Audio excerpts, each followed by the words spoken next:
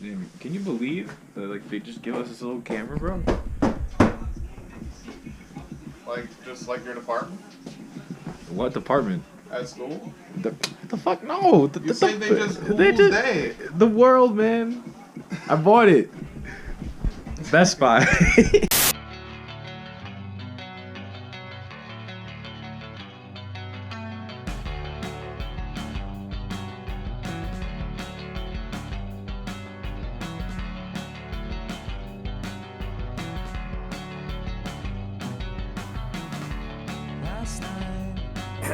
How you feeling? Going alright, going pretty fast. Alright, yeah. Well, welcome back to this week's podcast, episode 3. Right, we're on episode 3. We've been doing these for a little bit. All these are pre-recorded. So, Yep.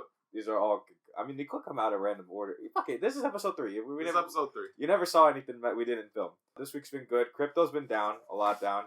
This morning, as of December 17th, Shino coin, Shibu coin. What? Shiba Inu? Shiba Inu, you're right. That went down. That shot down dramatically this morning. I'm like, it does whatever. I only have $1 in it, but you know what? Other people have millions, so you know I'm not too worried, unless like it makes a fucking rise and maybe I like lost a shit ton of money. But it is what it is. Other than that, Bitcoin's been coming back. It's coming back slowly but surely. I think everything's gonna be sideways for like a little bit. It's coming down to the end of the year. Christmas is next week. Yeah. As of this recording. Like, historically, it could have been. Yeah, Christmas is already passed. Merry Christmas. Happy holidays. If you're Jewish, happy Hanukkah. If you're Kwanzaa, all that. yeah, happy Kwanzaa. What is fucking happy day. The Swedish people got something. Found out today is National Maple Syrup Day. I didn't have any pain. I had a bacon, egg, and cheese this morning. As of right now, I just got off work. Should we cut that? Fuck it, we'll mute it. We'll fucking mute it. I'm on break. It's 12 o'clock p.m. right now. So this week, we talked. We already talked about what was the first episode? We talked about the basic. Both of them have been kind of general. Yeah, we've been talking about the second one more NFTs. The first one more general. Yeah, the second episode was learning gaming and earning real money. Yeah. First episode was the fundamentals of crypto and stuff like that, of blockchain, and we'll get to another episode of more of the fundamentals. Yeah, exactly. Because there's a lot more we did not cover. But as the rest of the time has been going, money's been going up, money's been going down. And, where's this money being stored? Everybody carries, like, physical wallets with them. We're going on, like, a new wave of, we're on a coin crisis. There's a coin shortage magically, even though we've printed the most money we've ever printed in the last, like, inflation's up through the roof right now. I don't know why there's no coins. Inflation's crazy right now. It's funny, but, yeah, you carry a wallet around. Cash is slowly becoming less and less. Me and you both carry only cards. Actually, today I do carry cash because I bought a pretzel today. Crypto, it's on your phone. It's like Apple Pay now, like looking like. But there are multiple ways you can actually get your money out, just besides like putting it to your bank account and then putting it on your regular debit card, right? Yeah, like all that's true so far. Yeah, and a lot of it is like Coinbase is coming out, has its own. Is it a debit card or credit card? With that Coinbase has. Oh, it's a debit card. Yeah, it's just a debit card with your crypto balances. They partner with MetaBank, and essentially you can just use the crypto assets you have in your Coinbase account, and it uses those to make the purchases. I think it sells your crypto immediately. I think they take a 2.49% fee for selling it, and then it just uses your crypto balance to make purchases, essentially. Yeah, and every time you use the card, you get 4% rewards back. Right? Yeah, you can get 4% back in, like, I think Stellar Lumens, the Graph, some other cryptos, and then you get 1% back in Bitcoin, Dogecoin, etc. How often do you use the card? Uncomfortably often. You're selling a lot of Bitcoin out there. I buy a lot, sell a lot. It's just kind of. Have you bought gas with Bitcoin yet, or? Ton of time. 2 days ago. 2 days ago, bought $30 worth of. I think it was 29 something. Yeah. But on the regular. Yeah, Bitcoin's fueling the world. Gotta love South America is already running a city like that. But this time we're running it with just a debit card in your pocket, and also this the thing in your hand. For the audio listeners, Courtney's holding a USB, but it's not just a USB. It holds a shit. It holds all your valuable possessions. Somebody can take this and ruin your life. Like, what is it in your hand before we start explaining this? Oh yes. This is a Ledger Nano S. I had Ledger Nano X. It is somewhere hiding. I guess should probably start with like the different types of wallets to begin with. Yeah. So this is just a hardware wallet. Like, this is like, a physical wallet that you can actually carry around with your regular. Well, you carry it around with your keys and stuff. Yeah, pretty much. Always have them with me.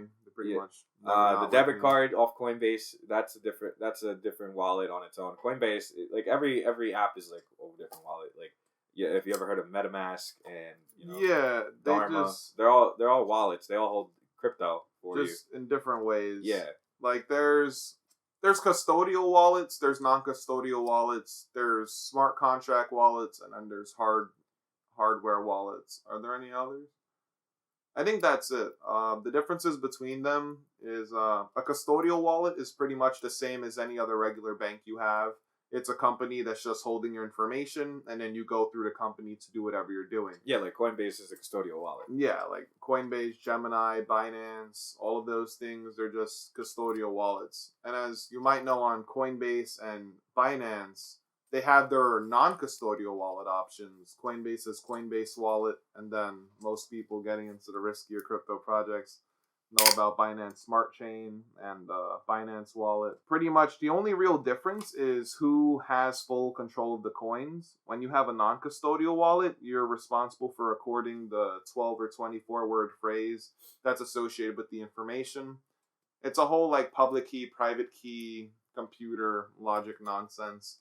Essentially, the words correlate with a private key. That private key is pretty much like a master password for your account.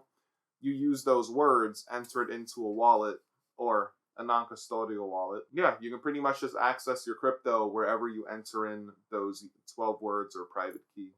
So if I ever lose one of these physical devices, all it would take to get the information back is to just plug in the 12 words. Do you want to say the 12 words for everybody to steal? My 12 words are... I know mine. I have mine written down in this notebook. I'll show you this. If you could zoom in and freeze frame, you could probably see it on the back of this book. See, he doesn't know it, but my phrase secretly engraved in steel right above my door. Not even real words. No one's gonna be able to decipher this. Yeah. Oh damn. It's literally just fucking punched out in Braille. If you were blind, you can steal Courtney. You can rob Courtney if you really wanted to. Wait. You really can you get it? This one's empty. Get it? Okay, yeah. You can't steal nothing. It would take a while. Yeah, the 12 words I actually like have written down like multiple places because like if you really don't know your 12 words, then you're kind of fucked. Yeah, you are fucked. Like if your computer, like you need the 12 words, you can't give the 12 words to anybody. Support will never need it. It's literally like it's like giving someone your username and password to your bank account. But not only that, like they have full control. Like it's as if like they are the bank and you're also giving them control if you give someone your 12 words. Yeah. What's crazy about this year though is that like a lot of wallets have been here for a while. Like Coinbase came out like in 2012, and I think it hit iOS in like 2014, like 2 years later. But now this year alone, like this year and like quarantine alone, a lot of people like have been getting onto like the crypto wave as much as like as much as we're doing the podcast talking about it, like everyone's trying to do it. Like 2021, like the top wallets, Google search Coinbase, everybody has that. And if you don't, use one of our referral codes in the link below. McLovin, fuck you. You didn't use any of our referral codes. Don't be like McLovin. Use referral codes because I'm telling you, you get $10 and I get $10 and we go walk away happy because $10 could turn to $20 and $20 can turn to $1,000. But you know what that takes? You need a referral code. Link in bio. But after that, we got Electrium, which is mostly like a wallet for Bitcoin. Yeah, I believe so. Yeah, mycelium.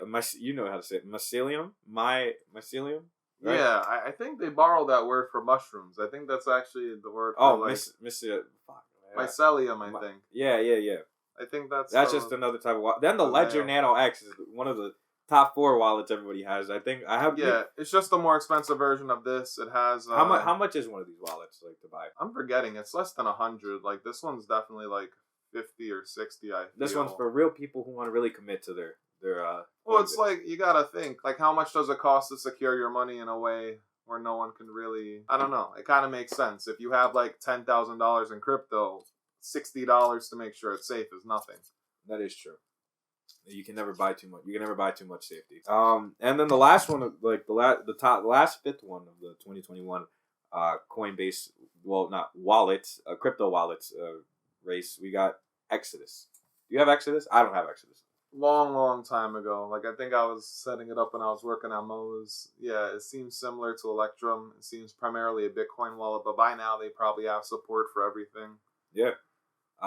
Everybody who's everybody, like anybody who's like really getting into this stuff, like everyone just already knows a Coinbase. It's advertised everywhere. Yeah, like, pretty much. YouTube channels, influencers, not us. We're not influencers. We're just people.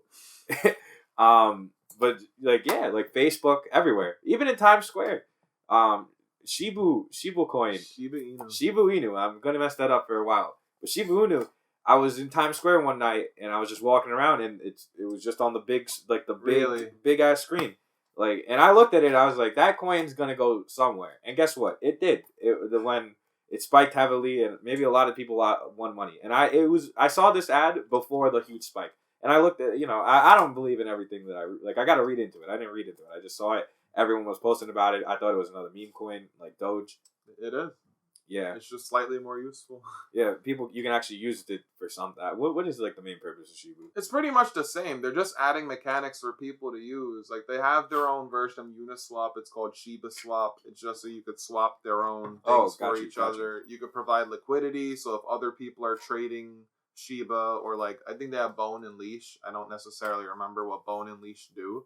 But if you trade for any of those cryptos, like you can make money on people trading. So they pretty much made like a little ecosystem for it. I don't know what it does still. Like it's still kind of like okay, they made an ecosystem for it. Yeah, like I think they made NFTs, but then what do the NFTs do? I have no clue.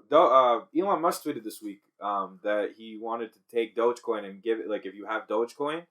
They're doing something where you can get like a picture. You can buy merch. Yeah. You were saying you could buy Tesla merch. Yeah, and the minute I saw that tweet came out at like 5 a.m, and I was up because I have to be up. But I saw that, and as soon as like probably like 3 hours later, it's like 8 o'clock at this point. I look at Coinbase, Dogecoin went up a shit ton. It's been like sitting at a standstill for a while. I guess because Elon hasn't said jack, but the minute he said something that like this week, crazy. Yeah. That was the only thing that really went up. Like, it's really weird how one person can just control a whole market. It's weird. It's because people react to what he's saying, but then I always feel weird when people say he's controlling the market. It's because it's like, well, it's just people doing things in response to what he's saying. It's not like he's like literally like moving a switch and like the price is going up. It's just he has a big influence on the crypto market. Yeah, I'm like, yeah, you're right, but it's like I don't know. It's like a weird like self-fulfilling prophecy. It's like, oh yeah, self-fulfilling. It's like, a self-fulfilling, like because people react to what he's saying on purpose, so like it will happen. But it's not like he actually controls it. It's just people just. That's called clout. I guess we don't have to. We'll get there. I think eventually, like if we tell people to keep buying Brave and subliminally keep putting it in every episode to buy Brave and mention Brave token multiple times. Bat token. Bat. Maybe we could control like some kind of coin. Maybe we could have Bat. Controlled by us. Make sure to download Brave. Get paid to use the internet. We're not sponsored at all, but I'm a big fan of Brave. But getting back to Dogecoin and the meme coins, like I think now because like nowadays anybody can make a coin. It doesn't, you know what I mean? Yeah. Like we tried. Have you tried? Yeah. But it costs a lot of money to start it, to have a fund. Like to start it up. Yeah. And the marketing part is a little bit odd because a lot of people do is just market on Discord and like a lot of Discord, a lot of Twitter, a lot of Telegram. Yeah, it's a lot. It's really cool how like Discord during quarantine became like one thing from like a game chat to really just becoming like an overall like marketplace. Yeah, it's kind of like a hub for a lot of things. But now. it also is annoying because the amount of DMs I get every single day about buying someone's new NFT project or looking into it is crazy. And I like a lot of it is also just like for them to make money, and and you really got to like read into these because a lot of it's scams. Yeah, like you really gotta like. You just reminded me. Somebody had like a huge list of criticisms of NFTs, and I'm reading through each and every one of the criticisms, and I'm like, all of like half of his points were the same, and the rest of them were kind of just I don't know, kind of dumb in my opinion. I actually kind of want to pull up the list and like respond to some of them since we're. You want to switch to NFTs for a second? Yeah, we'll talk about NFTs. As we explained in the last episode, me and Courtney owns a couple NFTs, actual like different ones besides the one we mentioned about video games. If anyone cares, from last week, I did not buy a new horse. I'm still looking at getting a new horse. But I did get a couple bids for my current horse, Velvet Punch. If you really want to see the stats, go to knowyourhorse.com. You can see that it hasn't got first place yet, but we haven't raced it in a little bit. I've been getting it some time. Still looking for a good. If anyone like is listening and maybe at the time we release this, I'm still looking. Please slide in my DMs, like respectfully. Like we're doing business. Not like if you really want to send nudes, send nudes. But what do you want to show? What do you want to show the world here, Court? I don't know. Just this one guy pretty much like writing like a big rant on like how NFTs are all scams. It's usually either people being like, "Oh, I don't get NFTs. Could you explain it?" Or like some person just like copy and pasting me, or not copy and pasting me, but copy and pasting to me, like people saying it's a scam and their reasoning. Or it's like people asking me to try to make a scam with them. And like, yeah, right here. Like we'll out ourselves. I asked Courtney to make a scam. It didn't work. We never even went anywhere. We never even started it. Courtney actually talked us out of it. We're going legitimate, boys. I just get so annoyed because like, I don't know. Like once again, it's the whole self-fulfilling prophecy thing. Like people, I don't know. No one's gonna believe us if we're just starting off as scammers. We're not. It's not even just that. It's both. Like I don't know. Like first point he goes and says is the non-fungible, unreproducible part of NFTs is usually just a receipt pointing to art hosted elsewhere. Meaning it's possible for art to disappear and the NFT becomes functionally useless, pointing to a 404 page not found. So that guy's pretty much just saying like, oh, if you have an NFT, like the token is the part that you can't really copy. Okay, he gets that part. But what he's saying is that like if it's linked to a picture that's on like Google Photos or something and it gets taken down, then if you care about the art part is now magically gone. And he's saying that's a problem. And like, that is true. That is a problem. But that also ties into just not buying bad NFT projects. Like if you're looking into an NFT and you care about the art aspect, just specifically don't pick ones that are like hosted like in a bad way. Like yeah, don't buy every NFT like scam that comes out your direction. Like not everything's going to be making money. Exactly. Like it's the people who own them that make it the collection more likely because they're the people who run it. Gary V, he owns the board. He buys Bored Ape, right? Like he told a lot of people to buy Bored Ape. I have no clue. I don't see. Like he was mentioning, I just remember hearing something about it. Don't quote me on this. We're not. I didn't do. Like Bored Apes are popular. I imagine. Yeah, everyone. If you don't know what a Bored Ape is like what you're seeing Jimmy Fallon and like. Yeah, it's one of the biggest NFT. Like everybody, like a lot of celebrities are making them these like their profile pictures. You see new monkeys on like there goes the background. But if you see a bunch of these celebrities now like having like all these Bored Apes, and there's also like you can with these NFTs they're getting into parties. Like yeah, like they got into yacht parties.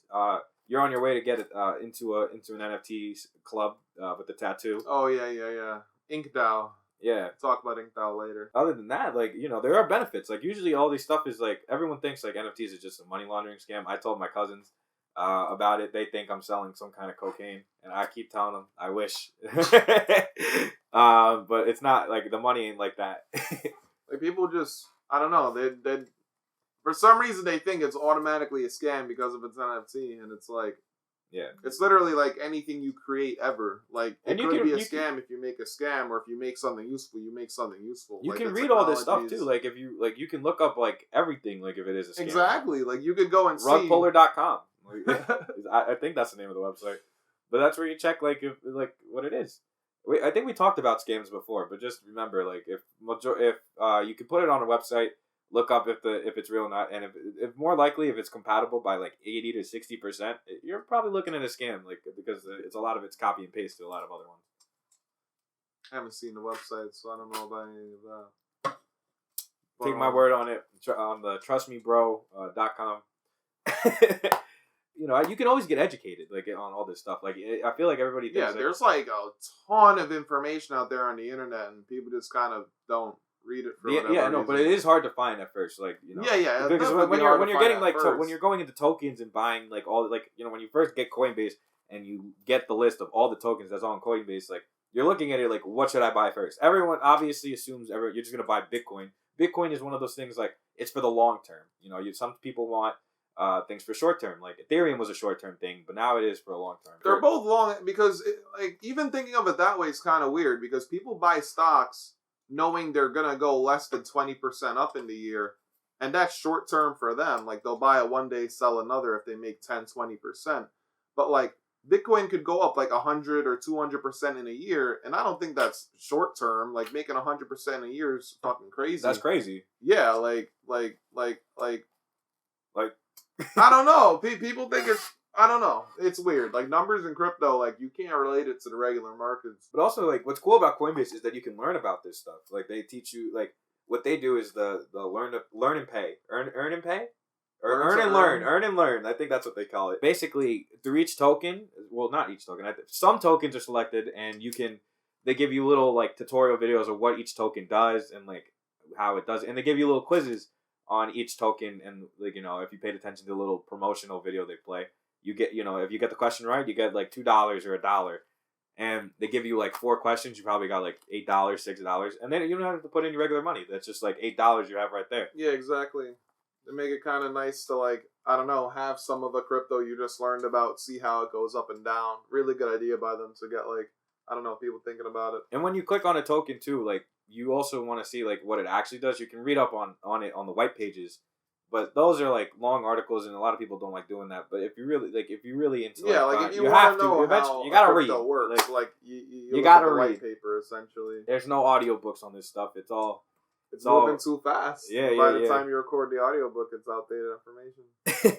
But yeah, what's also cool about it is that even if you don't have even after you're done reading the white pages, there's also like education like columns. Like you can also read up on like news articles. Like Coinbase itself puts articles out there about like new stuff coming out. Like I read the other day like on the side note like the metaverse is like I think a group of gamers bought like $205 million worth of land on the metaverse for there's something coming out like for gaming. I don't know. I wasn't really reading it. I was on the road. But like it's crazy what they post on there. You can also read up on like different type, like they tell you 7 most likely scams like of buying stuff, or different types like top 10 cryptos to buy this like for the month, stuff like that. It's pretty interesting. I also found out that Coinbase has their own podcast running. Like they have a podcast, they have a blog, Coinbase, they have a lot of shit going on. If you think we're good enough, hire us. Yo, Brian Armstrong. Is that the guy who made Coinbase? Yeah. Yeah, he's the CEO. Yeah, CEO Brian Armstrong. Tag him, add him, put him on our facts. Like, sign us up. You want to say something to Brian? Go to work. Gary Gensler. He's being certain words right now. I appreciate how you're dealing with the situation. Keep it up. Good job on the ENS delegation. Unsure if you won, but like, good ups.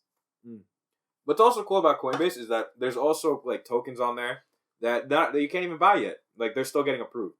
Yeah, Coinbase used to be like a lot stricter with which tokens they allow, but now they're like they add them like just in batches. Like every week or two, you'll see on their Twitter, it's like, oh, we've added these 4 assets to Coinbase. But it's just because we're in New York that like most of them aren't accessible. If we were outside of New York, there'd be a ton more that we could use. It's literally just being one within the U.S. Yeah, we live in one of the most like restricted places. Yeah, with all these laws on crypto.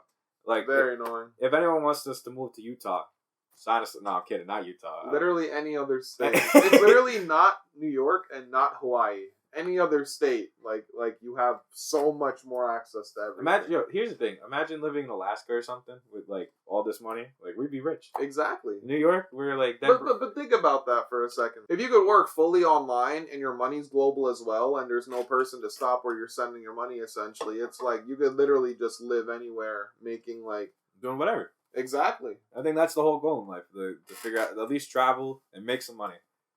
Or definitely and do both at the same time. Change how the world works. Exactly. But what's cool about it, like you like Ethereum 2.0 is coming out soon. I don't know when. Do you have like a estimated date on that, or? I don't even know what to say. Like, definitely within the next 2 years. Ethereum 2.0 is on. It's already on Coinbase. You could see the stocks on it, but you can't buy it or anything. Yeah, it's weird classifying that. Like, it's just kind of an upgrade for Ethereum. Yeah, but they list it as a second. They list it as a separate token. It's kind of weird because they won't be two separate tokens. Like, it'll literally be like it's just a network. It's not even its own separate network. Like, Ethereum itself is pretty much just going to be cloned into like 63 other Ethereums, and they're all going to be working at the same time. So it's not even like it's a different network. It's literally just them like speeding up Ethereum. Yeah, by just making 63 clones of it running at the same time. And like there's a bunch of other changes. I don't even know what to say, to be honest, because a lot of it's just technical stuff I don't really understand. But the main purpose is just to increase the amount of throughput it could go through. Like, it might help gas. Like, it'll probably help gas a bit. It will help gas. It probably will. Okay. It's so weird, like, what's a bank on right now. I think, like, the whole ZK technology and, like, the layer 2s and stuff are what's going to make, like, Ethereum more accessible to people. Just all the things happening at once, like, is just going to make it better over time in general. Yeah.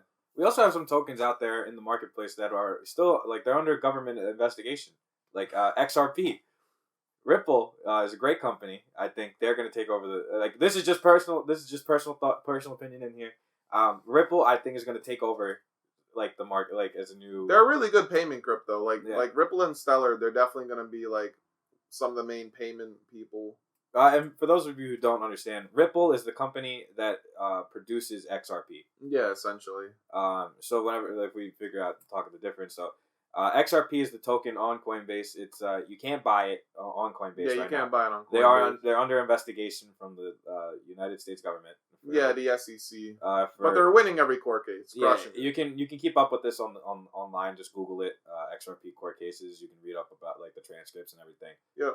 A lot of it with these court case winnings, like a lot of like new information about crypto is coming out because of they need to set all these regulations because of everything's moving so fast. Only things I can really pick out are the Ripple people are saying, well, if you already said Ethereum's not a registered security, what makes this different than Ethereum?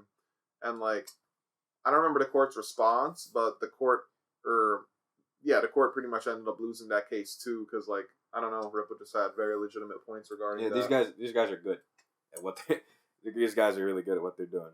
But for anybody caring, XRP is like morally for later on when it gets off the court case, which I think it 100% is. Buy it wherever you can. You can buy it on Binance Wallet. So that's just Binance in general. Yeah, Binance in general. You can buy it on there. There are multiple wallets besides Coinbase. What wallet is for you basically is just a QR code of your own, of only your stuff. So you can send it. You can send to different other wallets. So explain how it is technically. Like, your wallets, your money's technically not moving anywhere. You're just checking the blockchain for the information and then saying you own it because you have the words, essentially. Like, whenever you make a transaction, like, there's people mining whatever. Like, I think I explained mining before. But yeah, it's pretty much just people running computers. Instead of a company running the computers, it's just any regular person running the computers. And if you know people, like, running those, like, shelves of graphics cards, like, they're just mining cryptocurrency, just making the transactions go through. Because there's people there making the transactions go through, all of that's just on a shared database. And when you have your wallet, you pretty much just, whenever you make transactions, it gets recorded on that public ledger that everybody's, like, adding to / contributing to. And whenever you send the money, it's just saying, hey, blockchain, I have access to this amount of money. And the blockchain is like, yeah, you're right. And you just use it, essentially. And then, like, all the information is just there permanently being updated and validated by all the people running the miners. The whole NFT part where, like, oh, it'll just disappear and go away. Like, one thing, just like as I said, the transactions are recorded on chain and such, you could simply have the art hosted on chain as well. And that kind of removes the issue of, 404 error. Because if it's on Ethereum, it's on the blockchain. Like, it'll be there forever as long as people are running the miners. So I think Meebits, the people who created, or I guess it's Larva Labs, I believe. I think Larva Labs are the people who created CryptoPunks. It's either Larva Labs or the other one. I feel bad if it's the other one. CryptoPunks are also another big NFT. It's the biggest. It's the biggest. Yeah, if you should know it. Like they're selling for at least a couple thousand a piece. Right now they're probably low in prices because Ethereum's low. I'm like, but whenever we mean low, is we're talking about a lot of grand. Do you own any CryptoPunks? I don't. I'm like, how much money do you think I have? No. None of us own CryptoPunks. But if anyone ever gives you the opportunity to sell you a CryptoPunk, yeah, definitely. it's worth the while. You can also use it to get it. Like they have the CryptoPunks itself have also like you've been cheapest CryptoPunk right now is $241,413. So legitimately a house in most of the fucking United States. Unless you're making that type of money, really be thinking about what your investments. Could go broke doing this stuff. Could also just make a shit ton of money. Yeah. It's just learning. It's really just learning and putting your money into things that you. And that's what we're here for. We're here to teach you anything. I hope we're like the last 3 episodes. Someone's been like taking notes or like you've been listening to what we've been saying. Coinbase, yeah, pretty much crypto bank. Their whole goal is to like kind of be the liaison in between like the crypto networks and like the regular people. Everybody has it. Pretty much, and they're adding direct deposit soon, so you could literally just get like your money straight into Coinbase as USDC. You can transfer it out to your wallet just like Venmo. It's easy to do that. In case you didn't catch it before, you could use your crypto on a Visa debit card. Visa's accepted everywhere. You still have all the same Visa guarantees. Collaboration between MetaBank, Visa, and Coinbase, and of course the other like custodial companies of cards too. Like Binance has a card. I think Gemini has a credit card. Doesn't matter. There's just a bunch of. There's like a place. I'm still on my way. I'm on a wait list for my credit card for Coinbase. It's been a debit card. Debit card, my fault. It's on a wait list. It's been a month, right? I feel like that's funny. Courtney has his. Still running it. Actually, this is the first summer. Like I'm actually not. Why am I saying summer? This is the first Christmas I'm gifting people in crypto. My older brother, he doesn't believe in all this stuff, and I tell him all the time, like you can't be living in the old. You got to be coming with the now. And he just thinks I'm some kind of millennial. But let me tell you something. I gifted him $20 on Coinbase. I'm gonna make him a wallet. Like, see, that's another thing too. You can literally just load up a hardware wallet and give it to him. Yeah. You see, I'm not trying to pay $60. Yeah. Let him learn a little bit before we start investing in him too much. But yeah, like $20 to start him off. Like, let's see what he does. Maybe he can flip that. Maybe he turns into NFTs. Who knows? I doubt it. But like get somewhere. You got to get your foot in the door. If you have no money in Coinbase, at least you're missing out on a lot. Imagine going to sleep and waking up with more money than when you went to sleep. That's better than going into work and then getting exactly $200 and coming out. Like, I'd rather be sleeping and making money. Yeah, like there's definitely a lot of passive income mechanisms in crypto you could do. Yeah, what's cool, and what's also you could do with all this stuff is that if a lot of the time when you're going to sleep, you're not looking at this app all day. Like it is what it is. You set up like a limit. So like if a coin falls below a certain price, oh yeah, it sells a certain amount. These are for safety features for like unless like you're on the like you got to be on your phone top like all the time to get some. Sometimes like these spikes just happen out of the blue and you just miss out and it crashes right back before you even get time to sell it. It's because it's just a bunch of people trying to make money at the same time. Like it makes sense. Like yeah, it makes sense. Everything you were saying. Like people set up stop losses. People make sure that before they buy something, they know like what prices they want to sell at. Like there's a bunch of things you could do to try to like make sure that you're trying to be safe with like how you're allocating your money. I think maybe I'll compile some of that information for a future episode. Yeah, I think that that's pretty much like what we got the pretty much like the basis of Coinbase. If you download Coinbase, use either a referral code. But to get back on NFTs and stuff, you own what was the project you were pulling up? Oh, that's Voxel Deus. You want to explain what Voxel Deus is? Yeah. So I don't know. It's pretty much like space themed, exploration themed. Like there's like different planets, different races, all that. They have a big plot of land in Decentraland, or is it Sandbox? I think it's Decentraland. Sandbox?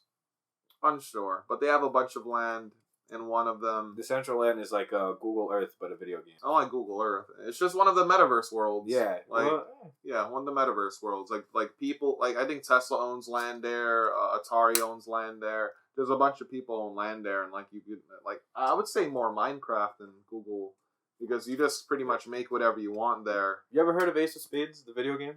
No. It's on. It look on Steam. It looks exactly like that, like your NFT. We'll pop a picture. Like, we'll edit that in, David. Put a picture right here. You can see that it looks like it's really built out of dirt and well, is it dirt? Like what? Just pretend the picture's here. Like, what's on it? Like that's like grass and stuff. Like right? It look like Terraria. It looks like a 3D Terraria. Yeah, sure. Like Minecraft Sandbox. Do you not see the picture? I'm joking. The audience is just... If you're listening to the audio podcast, just think of a 3D Terraria. That's all I can really... Yeah, just think Roblox, Minecraft. It's just open world pretty much. Yeah. All right, because like most of them are pretty much the same thing. Like the one, like his first point saying that like, oh, the NFTs are just pointing to art hosted on some website. Like, the whole point of crypto is just, like, splitting up, like, one company having all your data into just the regular people holding all the data. Like, there's some crypto networks, like Arweave. Arweave's its own, like, crypto network. And essentially, it's just a bunch of people running a program on their computer that rents out their hard drive space to Arweave. And then people could, like, host, like, they could put up their things on Arweave. And then it's permanently stored there. Because it just sets up a little loop. Like, people are being paid to offer up their storage space. People are offering up their storage space. And the information is just always held there, essentially. You can search up how Arweave works in more detail. But there's other things like Arweave. There's StorageA, there's Filecoin, there's SiaCoin. There's just a bunch of different, like, distributed storage cryptos, like, showing up that make it really easy to just have your information somewhere permanently. Like, I have no doubt that, like, eventually governments will start using distributed storage services to be able to just store documents safely, knowing that they're not going to, like, be erased or overwritten some point in the future. And I feel like the public would feel, like, good about that, too. Because knowing that, like, any change to your data will be, like, monitored. Checkable. Yeah, that's really important because, like, with how websites are today, like, you can kind of, like, make sneaky changes and, like, people really won't know as long as you try to cover your tracks well enough. But clearly on blockchain, like, the entire system works differently. You won't really be able to get away with things like that. Yeah, the age of the 80s where, like, you could just get away with underground, like, crime and stuff, that's kind of over with this stuff. Like, now we're on now it's happening. Hey, man, we're on the cybercrime.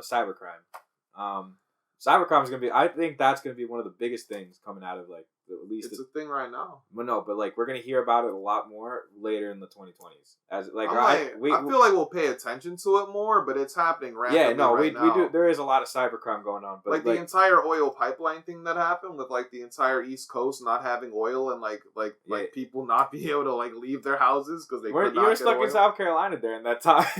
Almost. Yeah, that's when I saw Zed run on the gas station TV. Just NFT horses. I'm just there getting gas, pumping it into the little fucking gas tank on the ground. I just see Zed run on the TV, and I'm like, God damn, they fucking got crypto horse racing in the South. We got a future. Yeah, it's crazy. Like, just 'cause I feel like when you're in New York, like everything's always everywhere. Like all the new stuff, especially nowadays, because everybody's moving to New York. Like the LA scene looks like it's coming dying. Like this is just personal opinion, but it looks like LA scene's moving to New York. Low key. I think a lot of people are moving out of New York going other places. Yeah, it depends on how you look at it. But it's looking like New York's popping again for a little bit.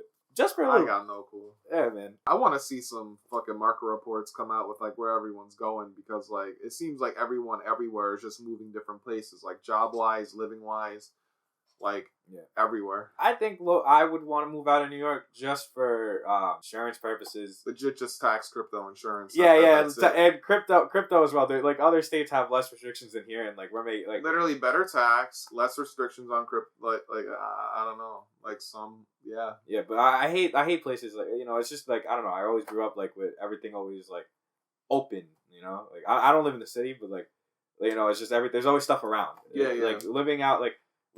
I guess like we're not gonna say where we're at, but we're filming right now. There's no Wi-Fi on the outside of this building. Like we're pretty up in the. We're not in the boonies. We're like halfway up the boonies. We're up there. But yeah, I think we got everything covered this episode. I think we talked about enough. For next week, we're gonna we'll talk about more about NFTs and a different couple of ones that we'll show you a couple. We'll get a showcase going. Hopefully our logo is gonna be up in the middle by next week if possible. I don't know where are we filming this next episode. Who knows? Every episode's different. Maybe we'll be back here. Maybe we'll be somewhere else. It is what it is. Who knows? Remember, thank you for listening. It's always good to whoever's listening, whoever's clicking the link. Thank you. We're glad you're listening. Thank you. We're glad you want to change your life as much as we want to help you. Remember, download Brave. What's it say?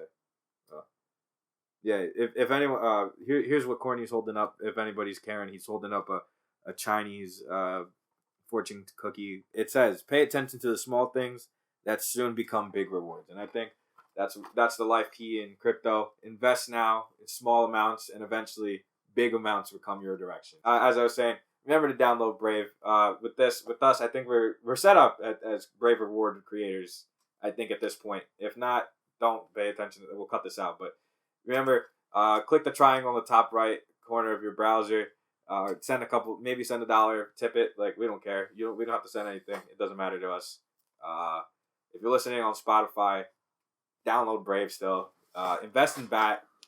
What do you want to tell people? Get a hardware wallet. Dollar cost average is a Bitcoin and Ethereum. Yeah. Literally, every market will work like the stock market. You're making me look short. Buy Bitcoin, buy Ethereum every week, whatever amount of money you're comfortable with, and just buy it forever, and it'll always go up because if enough of us do it, the price will never come down because none of us are selling. Borrow dollars off of it, use the dollar, live your life. Yeah, and I think that's it. All right, that's a wrap. All right, see you next week. Great.